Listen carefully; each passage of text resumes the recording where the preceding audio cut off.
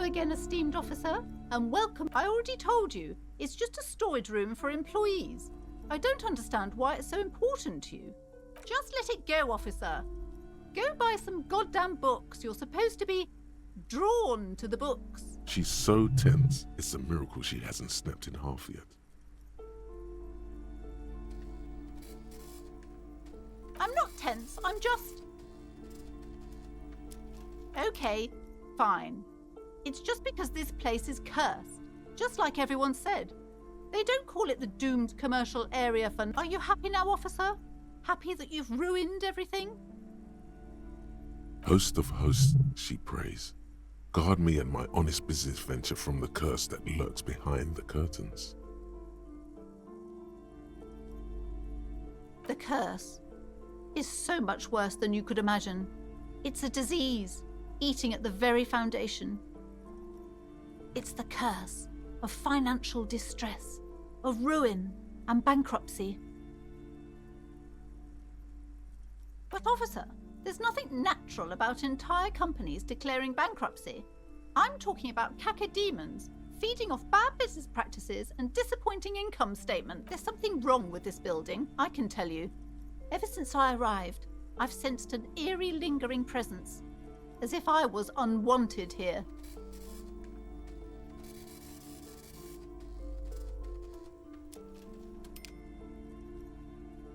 Yes, I've contacted numerous parapsychologists and even a pair of Simonese mediators.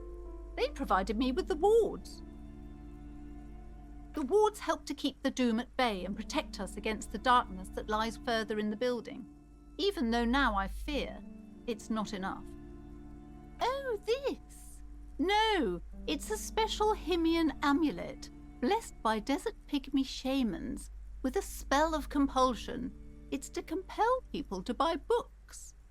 There are numerous spells cast throughout the store. I had the books anointed with a different inducement spell, for example. It's guaranteed to boost sales 15%. Desert pygmy shamans. That sounds like a rather questionable way to describe a group of people.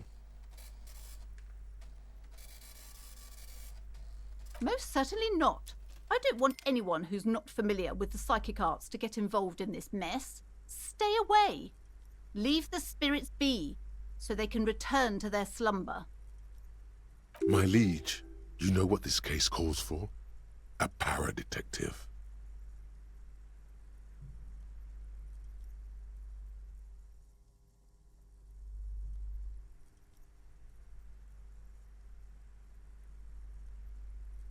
Hello again, esteemed officer, and welcome. Time to fire up the old lie machine. And I am his private partner, John Shaw. Together we run the preeminent postal surveillance firm in Revachol. Shao is what the Saolite Empire was called in the Occident, back when far less was known about the people. It was a barbarian other, ever so mystical, on whom you could project any kind of exotic fantasy. The legend of it persists, and a lot of people still think the Shao is a thing. Once we've caught our client's spouse in flagrante delicto, we blackmail them and pocket the money ourselves, because that's what private investigators do. Now, I see that you are a married woman. Some penetrating sarcasm from your colleague there. What nonsense are you two going on about? This is not relevant at all. And besides, my husband would never do such a thing. We are proper people.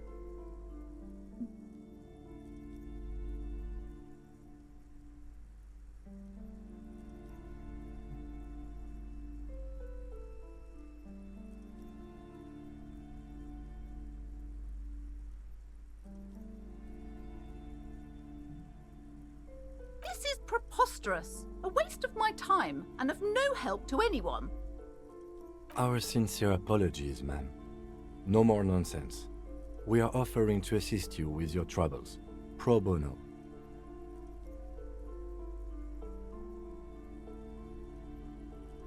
That's right.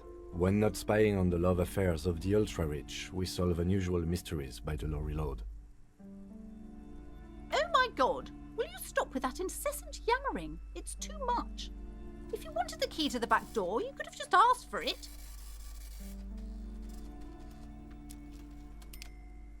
Absolutely not.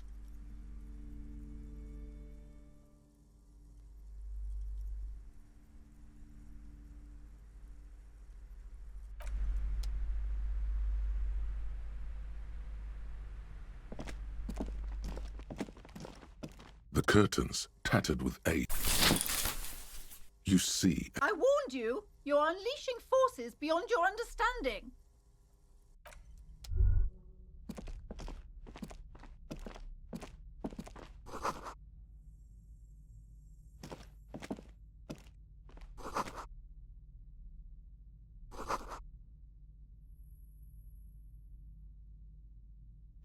a heavy door with a missing handle stands before you, covered in dozens, if not hundreds, of Seminese trinkets and charms.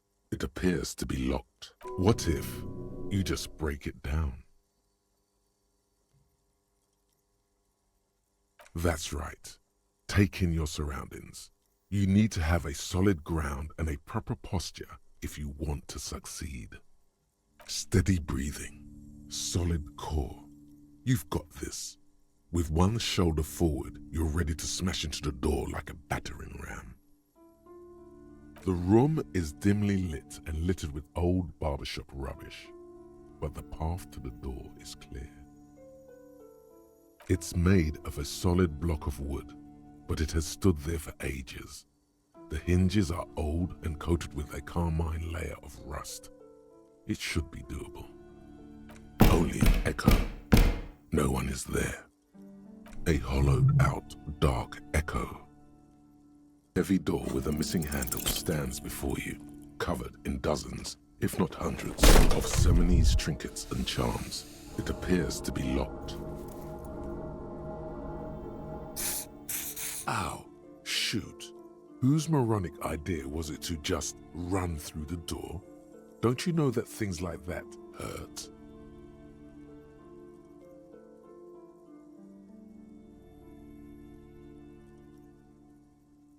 Are you alright? This looked pretty intense and painful, I must admit. What is going on there? Are you really trying to break down the back door? I warn you, don't tempt the spirits, officer. Don't tempt the spirits, or you'll damage the holy wards on the door. It barely looks like you've done any damage to the door, however. It's still locked and closed, covered in dozens of little charms and trinkets.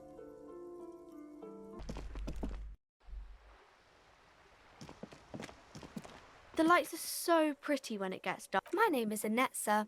My mum, her name is Plaisance. She owns the store. She's inside minding the register or organising the stock. Feel free to step in and browse our wares. I'm signalling that the store is open. Otherwise people might not know. They'd miss out on the crime, romance and biographies of famous people. Oh no, sir. I'm happy to help Mum by luring in customers. But I do my studies at home at the moment. I have to help Mum keep this place running. Mum says it's necessary to do both because it builds character. Mum says a proper worker is dutiful. That's how you get ahead in life. You succeed. There is stress and unease behind these words. She's reciting etiquette. Mum says it's peachy. She was a little afraid at first. There's talk about this house being cursed. Cursed in the way that makes them say that no business has ever really thrived here, sir. That they all go... Exactly, but we've been doing fine so far. Yes, she can be quite strict about it. My mum doesn't let anyone sneak around in the back rooms or the cellar.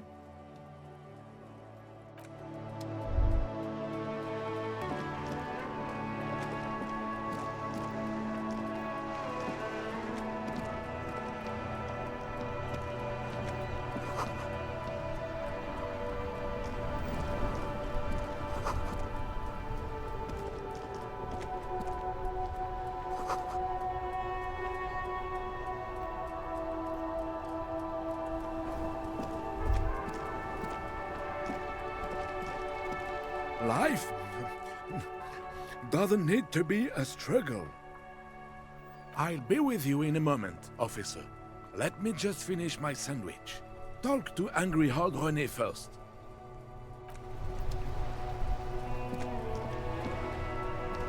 Have you no shame? Whining about your back every time you bring out the measuring tape. René, you're a man with a fork in a world of soup.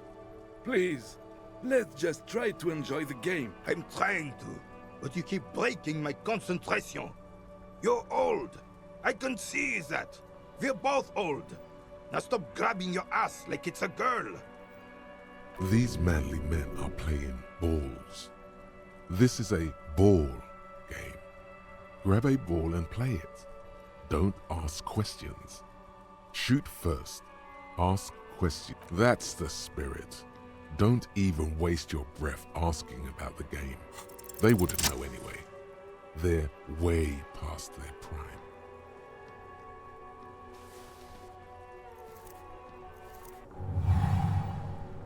You are immediately surprised by the ball's lack of weight. No matter, you'll make it work. The cold metal ball is surprisingly smooth against your neck. It has a pattern on it, probably a sponsored ball. Yours would already, your muscles are adjusting to the weight, the nervous system calibrating, until you and the ball have merged into a single entity. The man ball is ready. A chilly breeze ruffles your hair as you stand there, feet firmly planted. All sounds, smells, even the wind, everything fades until the only thing left is the union of man and ball. An embodiment of pure motion, a fine-tuned locomotor running at maximum efficiency. Behold the fear and confusion reflecting in the eyes of the two feeble geezers. They are in awe of your superiority. You are a god to them.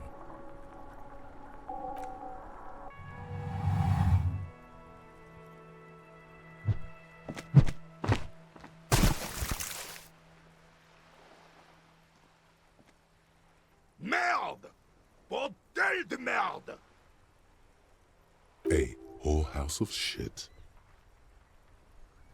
It wasn't whorehouse of shit. The shot was at least 23 meters, probably 24, and then some. Nothing to be embarrassed about. What the hell is your problem? I don't care if you are a cop. You do not just ruin someone's game. It's so goddamn disrespectful. You vandalized our game, son. We can't play pétanque with 5 bull.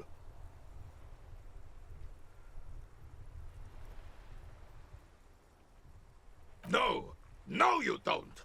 Our pétanque game is ruined. We want our bull back. Take it easy, René. This is just a misunderstanding, isn't it, officer?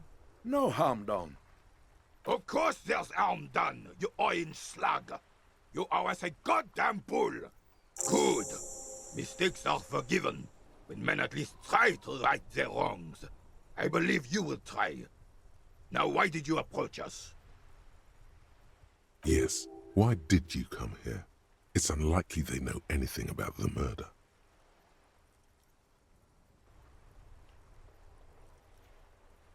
Unfortunately, I don't. Unlike most of the locals, I have no qualms about assisting law enforcement. But this affair has passed me by completely. In Martinez, the Union is the law. So can you really blame them? Cop is a pejorative term. I don't have a problem with policemen. On the contrary, I admire the effort to bring order to our streets. He doesn't know about the crime. Your time is better spent discussing politics. If I knew, I would not be afraid to tell you. I simply don't. I'm an old man, not a coward. The daily business of the riffraff no longer concerns me. 'Tis true, sire. He knows nothing. Yes, The Debardeurs union pays me to stand vigil during the nights. Not out of any political allegiance, mind you. I'm an old man. Don't sleep more than a few hours every night anyway, and money is tight. Yes, it does. Unfortunately, I wasn't working that night. Been on a 2-week leave since last Monday. It's a private matter.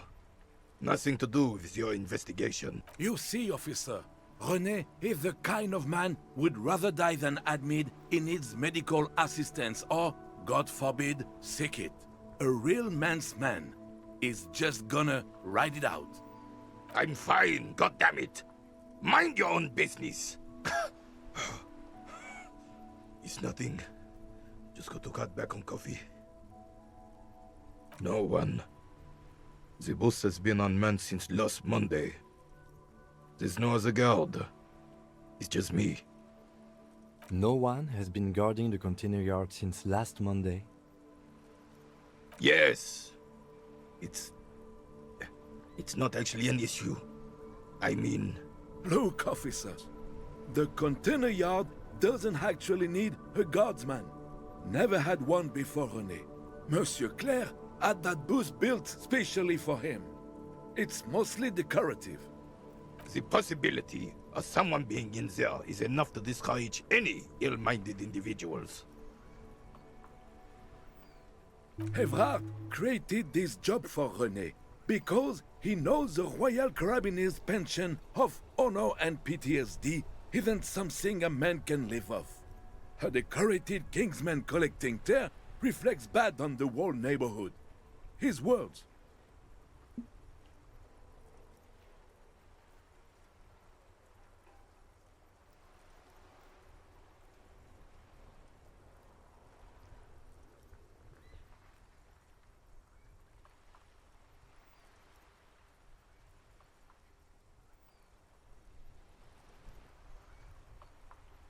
Look, officer, can we conclude the topic of my guard booth now?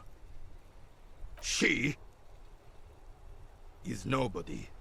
This is none of your concern, and I refuse to discuss my private affairs with the RCM. The lady is Jeanne-Marie Beaulieu, and she sure as hell wasn't a nobody. Yes, like I said, it would be up anyway, so might as well keep an eye out. It keeps my senses sharp.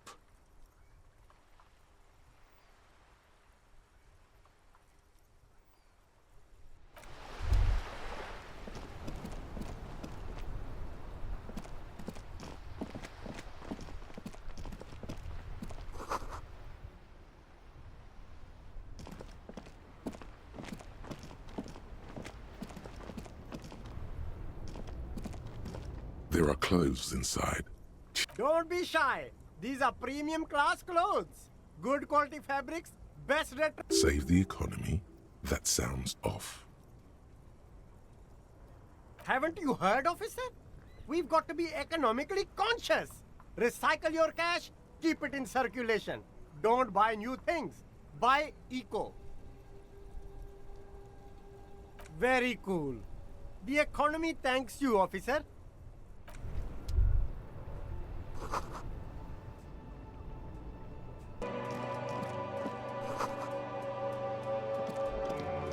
Evening, officers.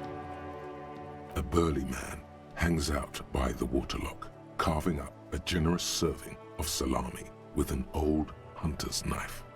His eyes are fixed on a man stranded on the other side of the waterlock and on an enormous billboard that has fallen down into the canal between them. His posture is relaxed. Despite his powerful build and a knife in his hand, this man resorts to physical intimidation only infrequently, if at all.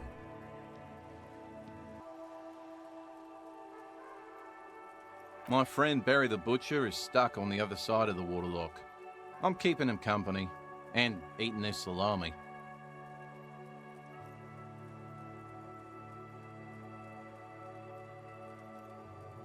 From the corner of your eye, you see a man in a yellow shirt and grey overalls waving at you from across the canal. He seems disappointed about the wreckage on the waterlock and the salami. Very good stuff. Anything I can do for you, officer? I wasn't here to witness it, but those look like tire tracks on that sign. Weird, huh? Then again, plenty of daredevil drivers in Revachol. Too bad it also takes a year and a day to repair anything around here, especially a waterlock. The rest of the coast is closed off till then.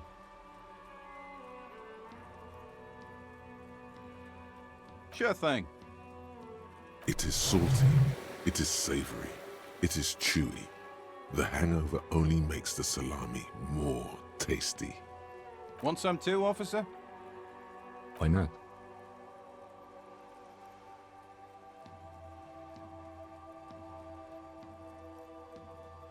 Well, there's the fishing village, an abandoned fish market, a bizarro church. Not much use to the congregation, though. There always seems to be something wrong with it. Yeah, not really much else. Just bombed out ruins.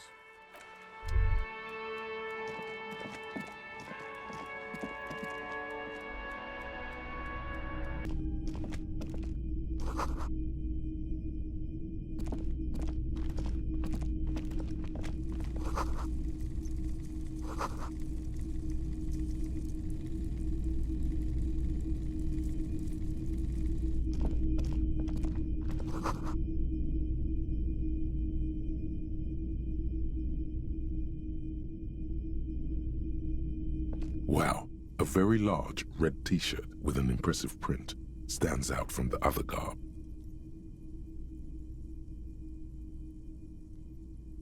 Oh yeah, the print depicts a muscled man striding toward you, a giant sword in each hand, encircled by burning embers. Behind him is a cluster of cabins engulfed in flames. Beneath him are the words, Hjelmdal burning. The antlers on the hood of the man's cloak and his piercing blue eyes are familiar.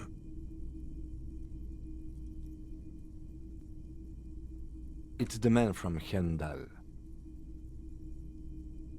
Walking away from his burning village, yes. Ah.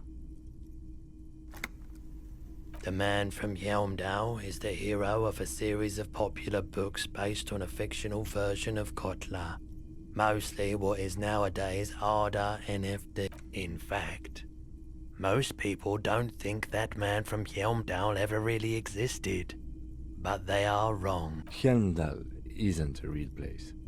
Neither is the man a real man, of course, but both the man and Hjelmdal are an ontological necessity. But hey, it's not worth getting into an argument about. Wow, what? Smells like worn cotton and a little old sweat there. Worn cotton with a side of flea market or trash bin. Sniffing is okay, but please don't try anything on. Can't have you leaving your photon emissions in the fabric of things you're not going to buy.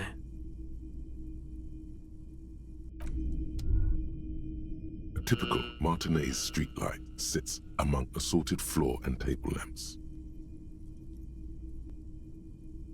The light pole has been carefully cut, and the wiring has been redone and attached to a standard indoor plug. The light buzzes faintly, but persistently. This would make quite a statement in your living room. It was brought to me to be altered. We are not here to investigate the theft of city property. You have to admit it's rather clever what he's done with it.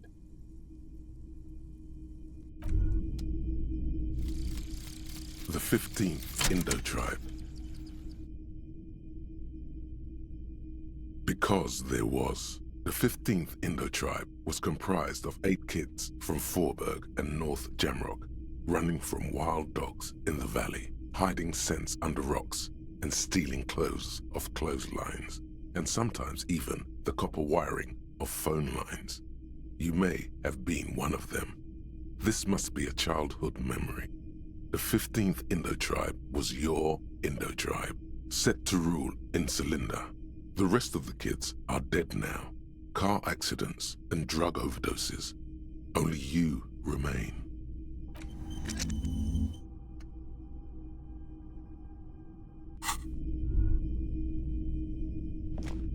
The boomboxes on the shelf look well-loved and well-traveled. Chipped, dented, they stare at you with the unblinking eyes of their tape reels. One especially catches your eye. Deep gold and amber plastic with a big old handle on top. A classic boombox that says, Stereo 8 approved. Just make sure it works before you buy it.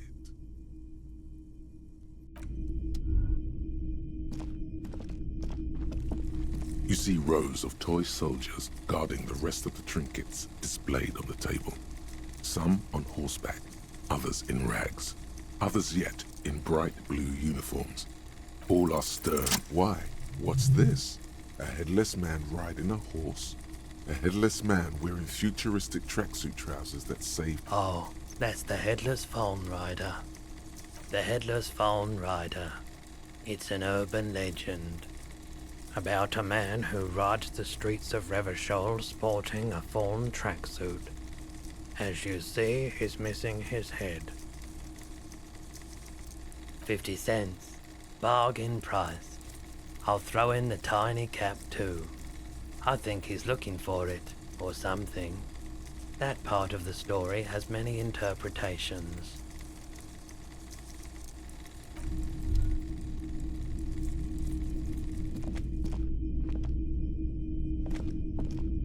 If you don't mind, please put the flashlight away. Some of us have photonic sensitivities. Photonic sensitivity is not generally acknowledged by the medical establishment.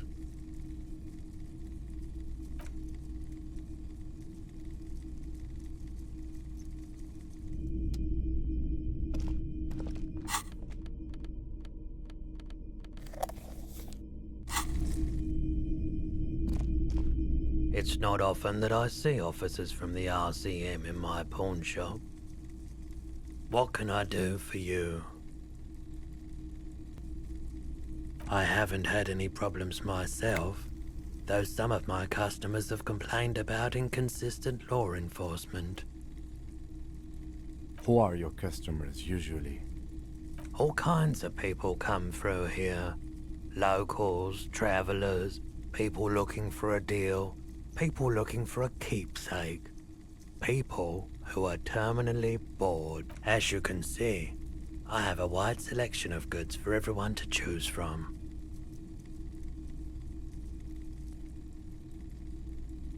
It keeps me entertained.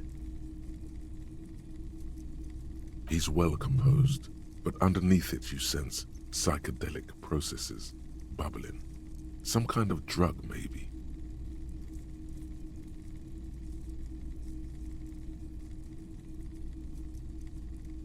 Someone else came here earlier today asking the same question.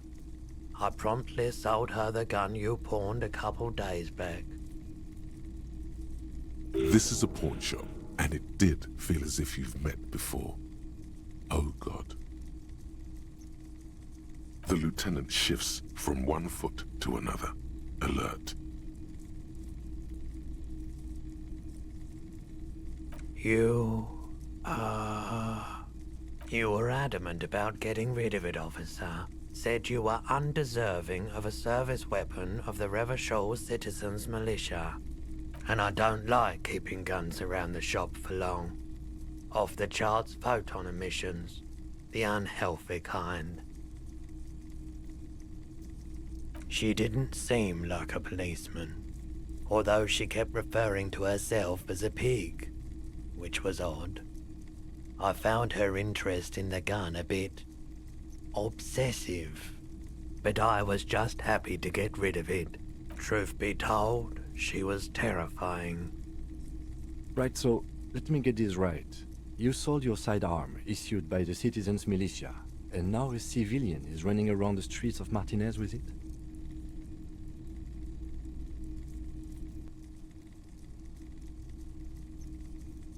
You're right that she could cast aspersions on the Force. We have to find her.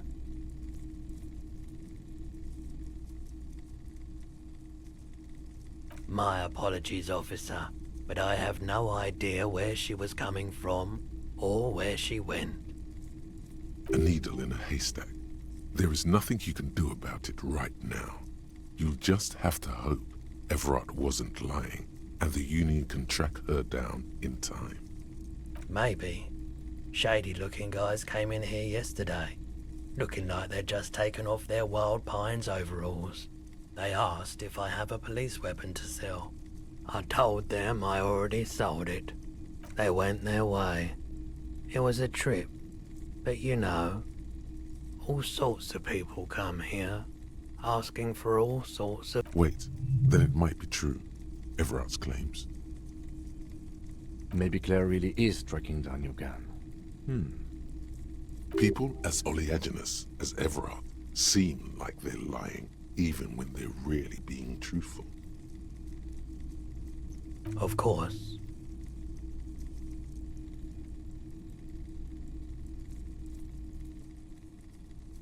I doubt it, but I can try and answer any questions you may have. I do my best to keep my distance from all manner of butchery. Bad for business, bad for everyone. He doesn't know anything. The pawnbroker's gaze is already fixed on the dancing colors. The pockets of these new jeans are perfect for sticking your hand into. Makes you look cool, calm, and collected. As your hand enters the pocket, your fingers brush against something, soft, yet crinkly. Hey, it's a chewing gum wrapper. It reminds you of the fruity juice of apricots. You should inspect it closer if you have time. Something about the wrapper's texture is familiar. By the way, the raw materials were most likely exported from Seaguy, the apricot suzerainty, and processed in Sur-le-Clay into the apricot-flavored chewing gum loved by kids of today and yesterday. Something about it is familiar, and not only to your fingers.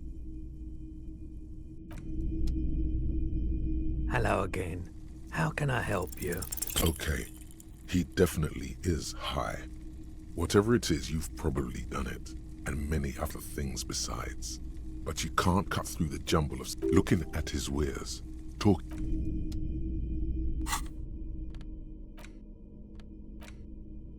A crinkled chewing gum wrapper. The worn label reads, Tutti Frutti.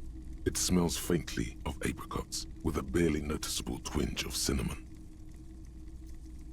You feel compelled to point out that there's nothing fruity about cinnamon. It's a spice derived from tree bark.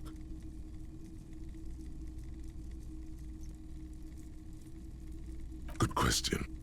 There is no answer or secret phrase written on the inside of the wrapper, yet you're drawn to it. Drawn by regret. Stop before you hurt yourself with a Tutti Frutti wrapper. Throw it away, please. Can a used wrapper shrug? Seems like that's what the wrapper is doing somehow.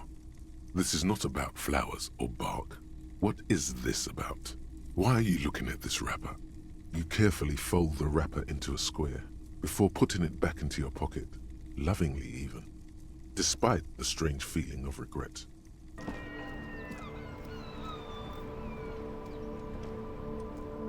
Yes?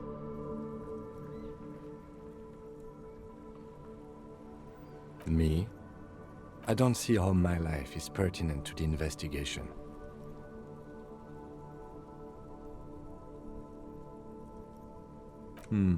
That's a fair point.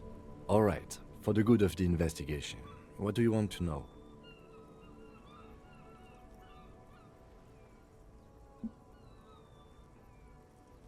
That's correct.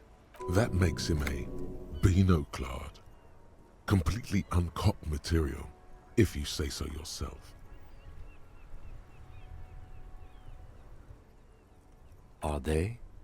They are mostly just cumbersome. That's because I'm half zeolite, or quarter, My father's father was from Seoul. So was my grandmother, but from my mother's side. It's not an interesting topic. It's a part of the world, officer. A geopolitical entity and a geographic division. I told you it wouldn't be interesting. Seoul is a protectionist, isolationist, pan-Isolari state west of the Insulindian Isola.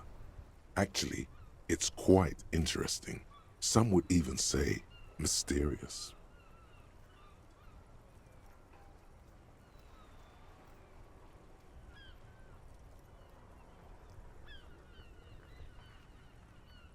You're barking up the wrong tree.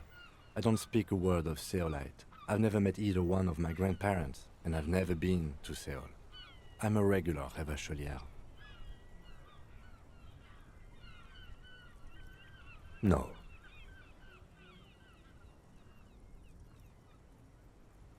The lieutenant nods. What do you mean? I have no idea what you're talking about. The lieutenant's conceptualization skills must be rather rudimentary.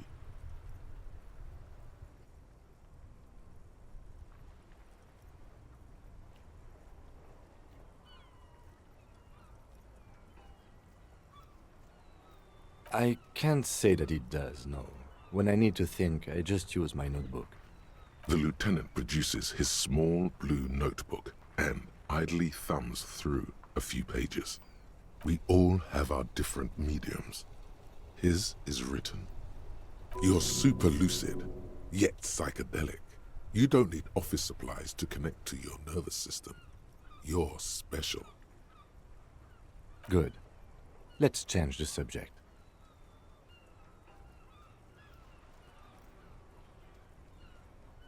Excuse me?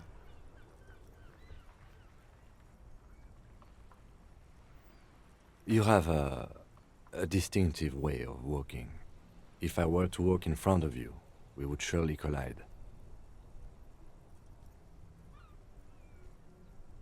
I hope you don't take this the wrong way. It's just a collegial observation. In the 57th, we call it the Jamrock Shuffle. Officers from Jamrock's 41st Precinct tend to move a bit erratically. They say it's a scene-clearing technique developed by one of your lieutenants for gathering evidence. It's erratic, yet thorough. Prioritizes containers. Yes, but containers contain things, shiny things. They're interesting. I don't know. Containers contain, I guess. I'm making assumptions. We should move on. No response. He's having trouble processing it, believing it even. Have you tried concentrating on something other than your personal affairs?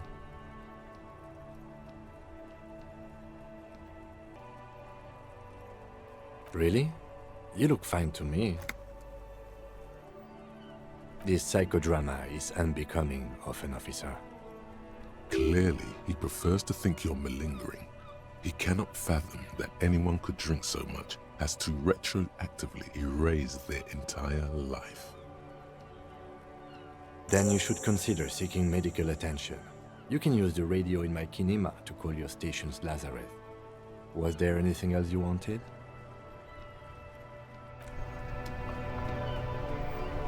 We should think about calling it a day, maybe. The nights are still miserably cold this time of year. We should take care of that, then. Let's talk to him anyway. An officer of the RCM shouldn't be sleeping in the streets. We'll figure something out.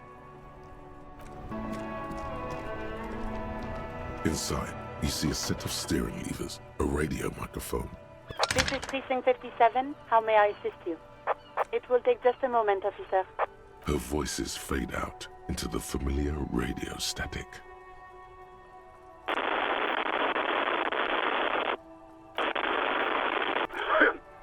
Gottlieb, what do you want? He's carelessly chewing on a piece of hard candy. Oh, it's you. Yes, there's no end to the misfortunes fate has seen fit to rain upon me. Who? You are? You lost your human visage a while back. Now let's get on with it. I've got more important things to do. With all the damage you've been dealing yourself with drugs and alcohol, I'm not surprised. What else? I'm not a brain doctor. Look on the bright side. You've got a whole new life now. Use it wisely. It's hard to say if he doesn't believe you or doesn't care. What? You want me to do blood work for you again? Tell you just how bad things really are across the board? You want another rundown of everything collapsing inside your body? You want the real, honest-to-God truth? Stop drinking, eat magnesium and vitamin D. Our station is not our retirement home. We don't have the funds to deal with rock stars past their prime. And no, I don't want to hear a political commentary on the topic. In fact, I got work to do. Some idiot has glued his eyelids shut with cyanoacrylate. It looks like Mactorson. It's not fucking cryoacrylate. It's super glue, Doc. Cyanoacrylate is superglue. And you survived it. Congratulations. Are you mobile? Even better. Anything else? I wouldn't worry about that. Officers your age have coronary trouble all the time. Also, death is a natural part of life. What a lovely doctor. Anything else I can help you with, officer? 57, over. In the cabin, you see a set of steering levers, a radio.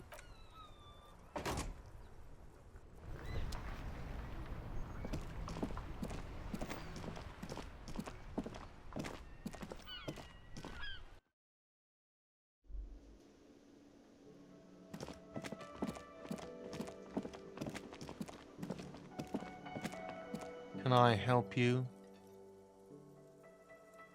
Yes, have you got it? Does that arrangement include you paying me what we already agreed you owe me? I understand your predicament as the manager. However, I feel I must remind you that we are here to conduct an important investigation that also affects your business. Forgive me for saying this, but your colleague seems more committed to drinking, and I mean no offense. It's really nothing personal. I just have to protect the interests of this establishment.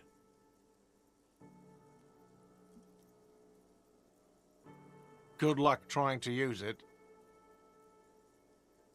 Draconian measures. All the locks have an electronic component. They have to be unlocked down here with a not until you bring me the money. Okay, I might have something in my motor carriage we can use. Oh, Lieutenant, we're done here.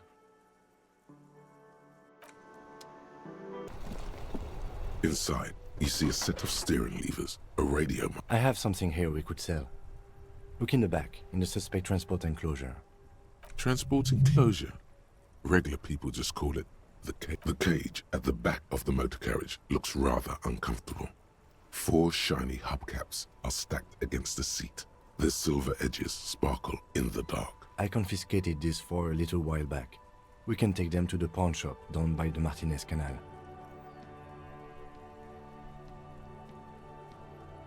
There are spinner hubcaps, frivolous things you put on your wheels. When the wheels come to a stop, the caps keep on spinning. There's no real use for them, it's just for vanity. A couple of weeks ago, I stopped a young man for going slower than the speed of traffic. Turns out he was some coalition official's son and high. I took them and arrested him for driving under the influence.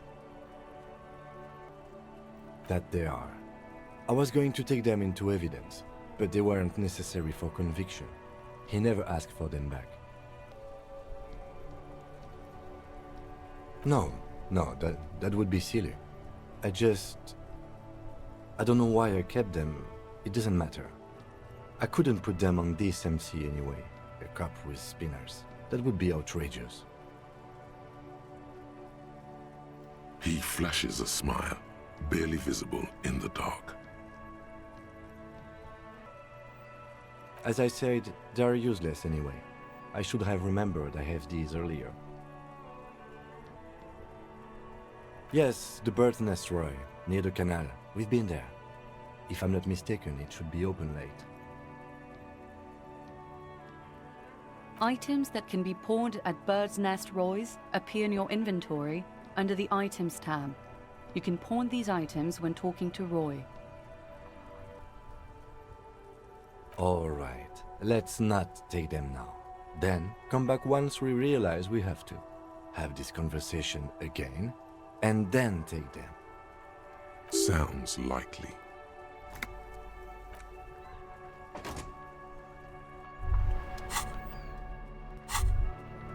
Hey, so we've been monitoring you internally, and now we know your Copo type.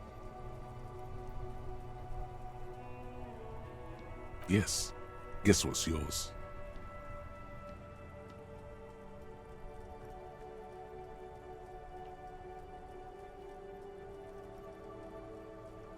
No, you're the sorry cop.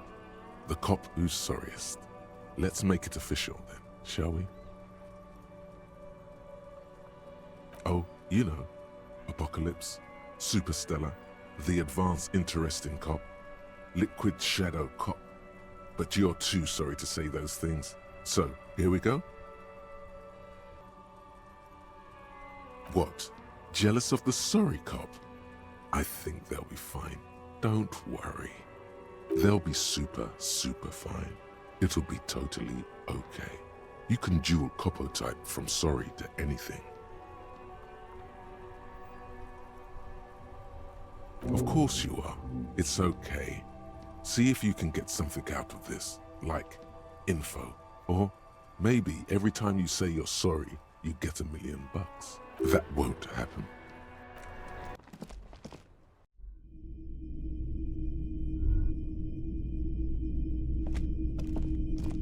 Greetings on this fine night. What brings you here? The pawn shop is always open. Feeling warm and enthralled by the movement of light, while the mind continues to race forward. Lucky bastard, he's probably on Parolidon. It's tough to come by on the street. A drug developed by the military to treat and prevent radiation sickness. It has psychedelic side effects, and it makes your eyes turn yellow.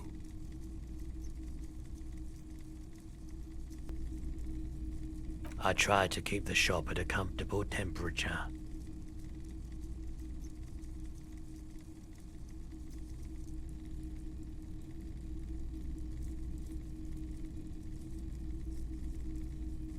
I've had to take it, you know, since the People's Pile cleanup. I was with the Emergency Relief Brigade. He's taken it for mental and emotional, not physical pain these days.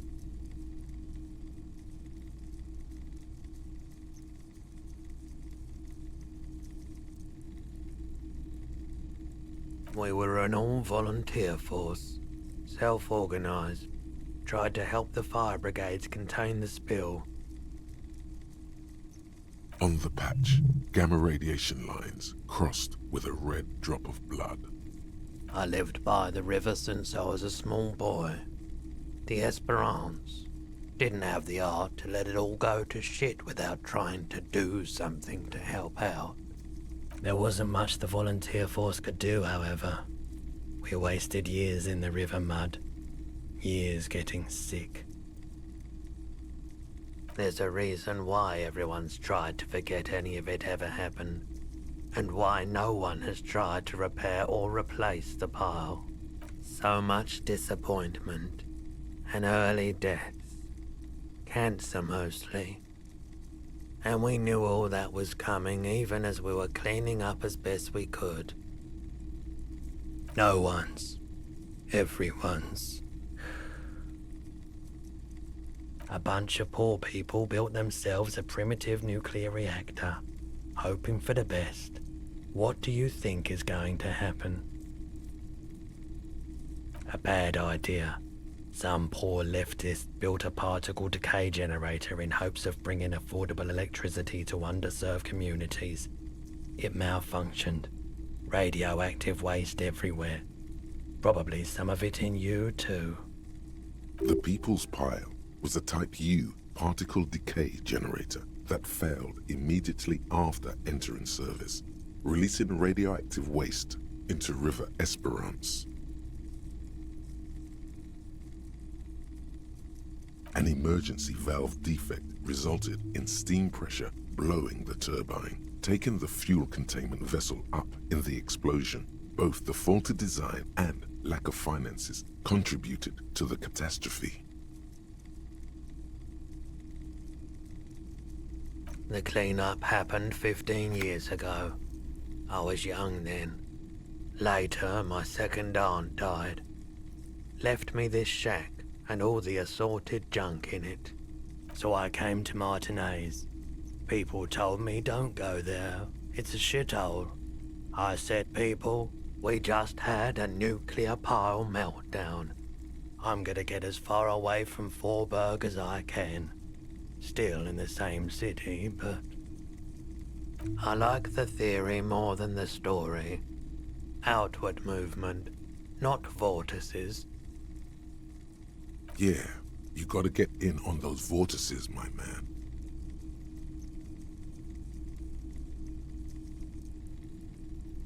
You said you'd done it before, yeah?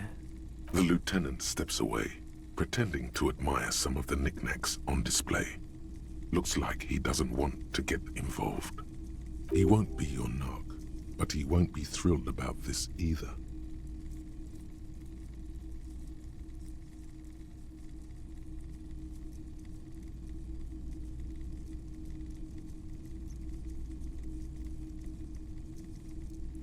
If you say so. Here you go, man. Yes, darling. That's the coalition government ordained Parolidon. Straight into your gut. I respect your decision, officer. What else can I help you with? I thought I'll get it and I'll like I can sell it or something.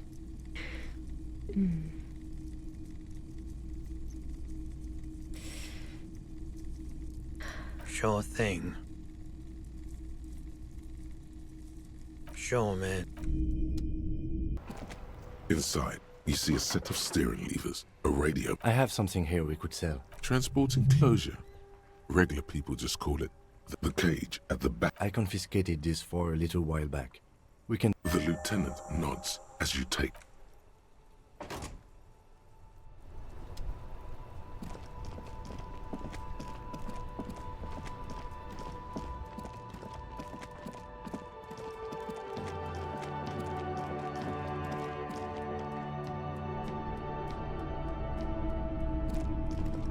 Hello, hello. Yes, we'd like to sell these hubcaps. Roy takes the hubcaps from the lieutenant and inspects them. The spinners. Yes, these are very, very good. Did you defraud some foreign prince for them? Jump-a-mesque banger? No matter. I'll give you 200 real. No one was defrauded or jumped, I assure you. Of course, I meant no offense. 200 real for you, officer. Delightful doing business with you. Do come again. Thank you. Here's the 130 real you need for your bill. Do not waste it. The rest is for him, to compensate for the pain of being separated from his radiant spinners. Anything else you're thinking of selling? Another time.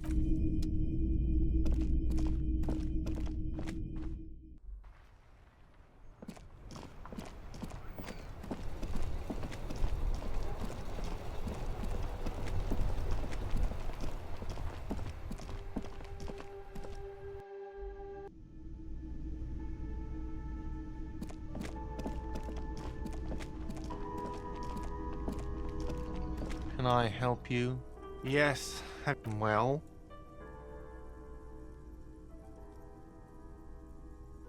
Great. Thank you, officer. That's all I wanted. Payment for services rendered. If you continue to stay here, I just ask that you please pay your nightly bill in advance starting tomorrow. The electronic lock to your room has been disabled till 9 p.m. tomorrow. Please pay for each night in advance starting tomorrow. 20 real per night. I'll take a room here too. Of course. Always happy to have officers from the RCM as guests. Anything else I can do for you?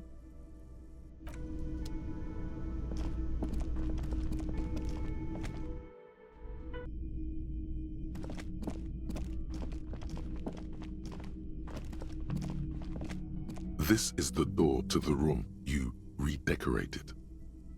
Just a moment. We should talk about our progress on the investigation. Let's go out to the balcony.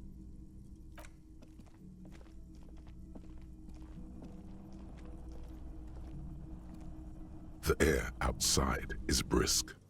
The lieutenant is silent for a moment. He listens to the traffic hum. Then...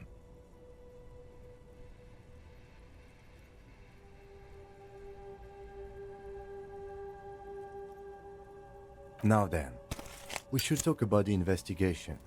But I also feel you're a bit hazy on the RCM. Our role here, our rights, our jurisdiction, basically. I have a cigarette every night when I go over my notes. It's something of a ritual. Oh man, he looks so devastatingly cool with that cigarette.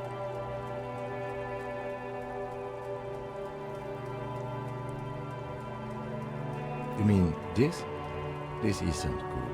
It's an unnecessary trial of will and unhealthy. Keeping the habit within the parameters he's given himself takes a lot of focus. It would be easy to simply quit. Yet, were he to quit, he would lose the cool factor. This man relishes his cool quite a bit, below it all.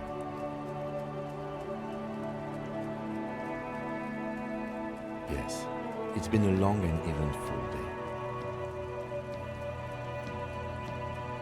Well, we didn't even look at the body. But we performed a thorough search of the premises of the crime scene. That's great.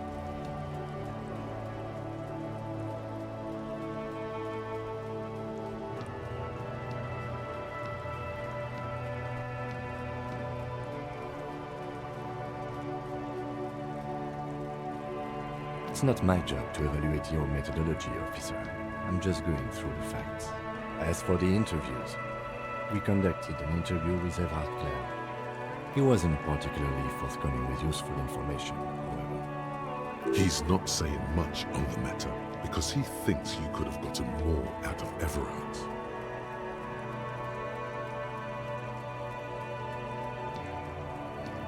Claire also helped you, how should I say, remember your name? That's a relief.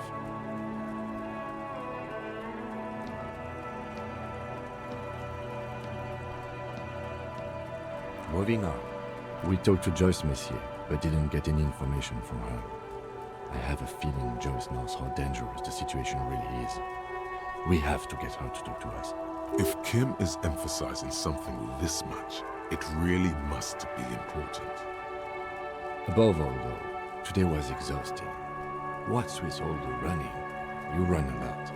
Is that a standard Precinct 41 practice? I have a really good theory about why you're running so fast, son. Just you wait until we get up tomorrow.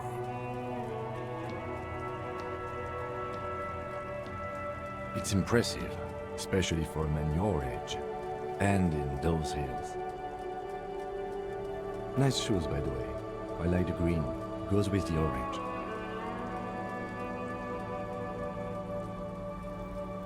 They're quite limited, actually.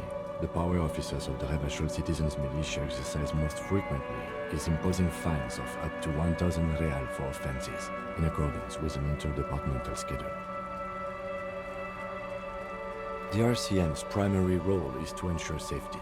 We are not really supposed to play any part in the economic structure of Revachol.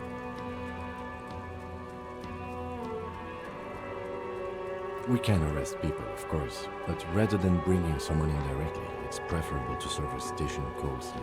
It prevents confusion and overcrowding.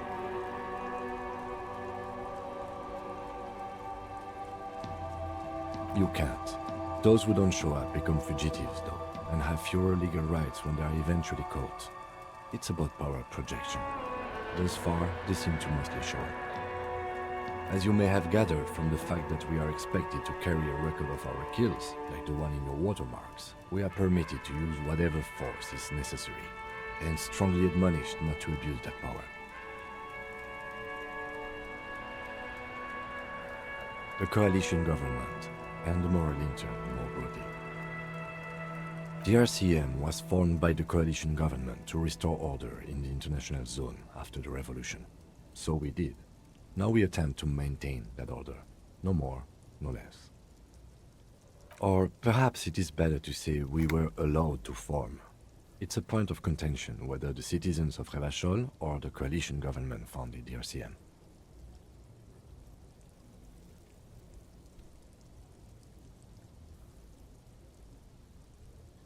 Silence.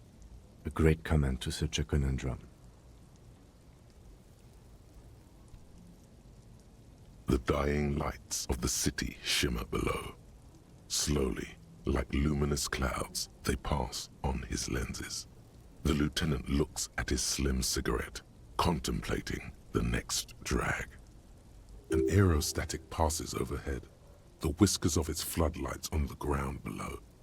Kitsurag's glasses light up as he looks to the sky. Two glowing circles. They really don't like us here.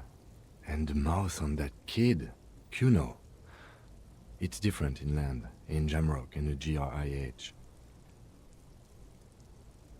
It's our fault for leaving this place to the dogs, to the Union, to the company, not daring to come here more often.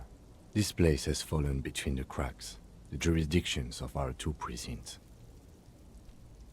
We run this city. West of the river is RCM land. It's incredibly hard. Human beings are... But we are in control, and it's worth it. The organization works, our systems work. If they didn't, the city would disintegrate.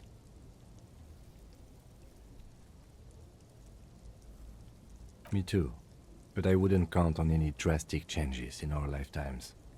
He is very tired, but the dark circles under his eyes make him look younger, not older.